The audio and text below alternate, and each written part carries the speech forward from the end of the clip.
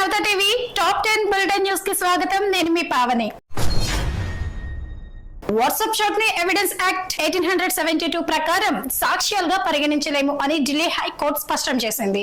అవి వాస్తవమైనవే అంటూ తగిన ధృవీకరణ పత్రం ఉంటే తప్ప సాక్ష్యంగా గుర్తించలేమని తెలిపింది. డెల్ ఇంటర్నేషనల్ సర్వీసెస్ సంస్థపై అదే ఫిరోజ్ అనే వినియోగదారుడు 2022లో జిల్లా వినియోగదారుల ఫోరంలో కేసు వేశాడు. దీనిపై విచారణ సందర్భంగా కమిషన్ ఇచ్చిన తీర్పును సమర్థిస్తూ హైకోర్టు ఇలా స్పందించింది. ఎన్డీఏలో కీలకంగా మారిన సీఎం చంద్రబాబు కేంద్రం ముందు పలు డిమాండ్లు పెట్టినట్లు సమాచారం. అమరావతి నిర్మాణానికి ఇతర కీలక ప్రాజెక్టుల పథకాల అమలు కోసం 1,00,000 కోట్లకు పైగా నిధులు కోరినట్లు ఎకనామిక్స్ టైమ్స్ బ్లూంబర్గ్ వెల్లడించాయి. కేంద్ర బడ్జెట్ లో ఈ కేటాయింపులు చేయాలని పీఎంపై ఒత్తిడి చేసినట్లు పేర్కొన్నాయి. ముఖ్యంగా రాజధానికి 50 కోట్ల రూపాయలు, పోలవరానికి 12,000 కోట్ల రూపాయలు, ఆర్థిక లోటు భర్తీకి 7,000 కోట్ల రూపాయలు కోరారట. ఆంధ్రప్రదేశ్ గ్రామాల్లో కలుషిత నీటితో అతిసార కేసులు పెరుగుతున్నాయని హెల్త్ మినిస్టర్ సత్యకుమార్ తెలిపారు. పరీక్షలు నిర్వహిస్తే 240 చోట్ల కలుషిత నీరు కారణమని తెలిసింది. పరిసరాల పరిశుభ్రతపై ప్రజలు అప్రమత్తంగా ఉండాలి. ఆరోగ్య రంగంలో ఉండే సవాళ్లను అధిగమిస్తాం, వ్యవస్థను ప్రక్షాళన చేసి ఆరోగ్య ఆంధ్రప్రదేశ్ ను సాధిస్తాం అని వెల్లడించారు. విజయవాడ యనమల కుదురులో ఆయుష్మాన్ ఆరోగ్య కేంద్రాన్ని మంత్రి ప్రారంభించారు.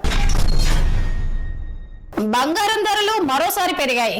హైదరాబాద్ బులియన్ మార్కెట్ లో 22 క్యారెట్ల 10 గ్రాముల గోల్డ్ రేటు 650 రూపాయలు పెరిగి 67,650 రూపాయలకు చేరింది. 24 క్యారెట్ల 10 గ్రాముల పసిడి ధర 710 రూపాయలు పెరగడంతో ఇది 73,800 రూపాయలు పెరుగుతోంది. కేజీ వెండి ధర ఏకంగా 1,600 రూపాయలు పెరిగి 99,300కు చేరింది. తెలుగు రాష్ట్రాల్లోని ప్రధాన నగరాల్లో దాదాపుగా ఇవే రేట్లు కొనసాగుతున్నాయి. ఇక వర్షాలు కురవాలని సిర్గాపూర్ మండలం వాసర గ్రామానికి చెందిన భజన మండలి భక్తులు గ్రామస్తులు శనివారం 11 గ్రామాలకు పాదయాత్ర కార్యక్రమం చేపట్టారు. అంతకు ముందు స్థానిక హనుమాన్ మందిరంలో పూజలు నిర్వహించారు.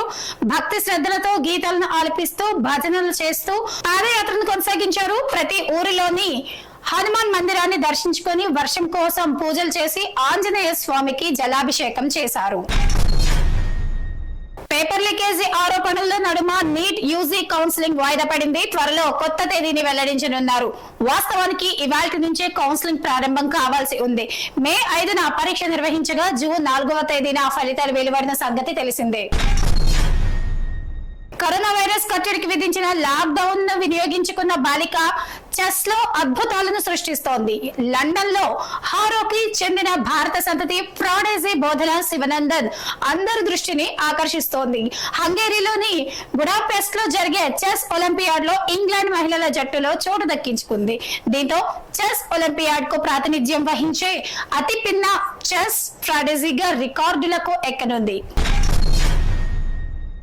ఏపీలో ఎర్రచందనం స్మగ్లింగ్ కు సంబంధించిన పెద్దిరెడ్డి రామచంద్రారెడ్డి, మిథున్ రెడ్డిలపై డిప్యూటీ సీఎం పవన్ కళ్యాణ్ చేసిన ఆరోపణలపై వైసీపీ నేత వంగ గీత స్పందించారు. కేంద్రం రాష్ట్రంలో మీ ప్రభుత్వమే అధికారంలో ఉంది కదా, ఏ విచారణ అయినా చేసుకోండి. పదే పదే వ్యక్తులని ఇబ్బంది పెట్టే కన్నా విచారణ చేసి నిజాలు తేల్చండి, రుజువైతే చర్యలు తీసుకోండి అని సవాల్ చేసింది. క్షణికావేశంలో 3 ఆత్మహత్య చేసుకున్న ఘటన సిద్దిపేట జిల్లాలో జరిగింది. తల్లిదండ్రులు మందలించడంతో రాయబోలు మండలం ఎల్కల్ కు చెందిన రాజు ఉరేసుకొని ఆత్మహత్య చేసుకున్నాడు. అదే గ్రామానికి చెందిన జాల యాదయ్య అప్పులు తీర్చలేక సూసైడ్ చేసుకోగా అక్కన్నపేటకు చెందిన తంగళ్లపల్లి సాగర్ వ్యక్తిగత కారణాలతో ఉరివేసుకున్నాడు. డిప్యూటీ సీఎం పవన్ పిఠాపురంలోని భోగాపురం ఇల్లింద్రాడ పరిధిలో 3.52 ఎకరాలు కొనడంతో ఒక్కసారిగా భూముల ధరలు పెరిగిపోయాయంట. గతంలో ఎకరం 15 నుంచి 16 లక్షల రూపాయలు, NH 216కు దగ్గరలో అయితే 50 లక్షల రూపాయల వరకు ఉండేది. పవన్ రాకతో ఎకరం ఇప్పుడు 1 కోటి రూపాయలు దాటిందని, కొన్ని చోట్ల 2-3 కోట్ల రూపాయల వరకు పలుకుతోందని స్థానికులు చెప్తున్నారు. రియల్ ఎస్టేట్ వాళ్ళు కూడా ఆ ప్రాంతాల్లో భారీగా భూములు కొనేందుకు రైతుల చుట్టూ చక్కర్లు కొడుతున్నారు. ఇదే ఇవాల్టి టాప్ 10 బులెటిన్ న్యూస్. మరొక టాప్ 10 బులెటిన్ న్యూస్ లో మళ్ళీ కలుద్దాం.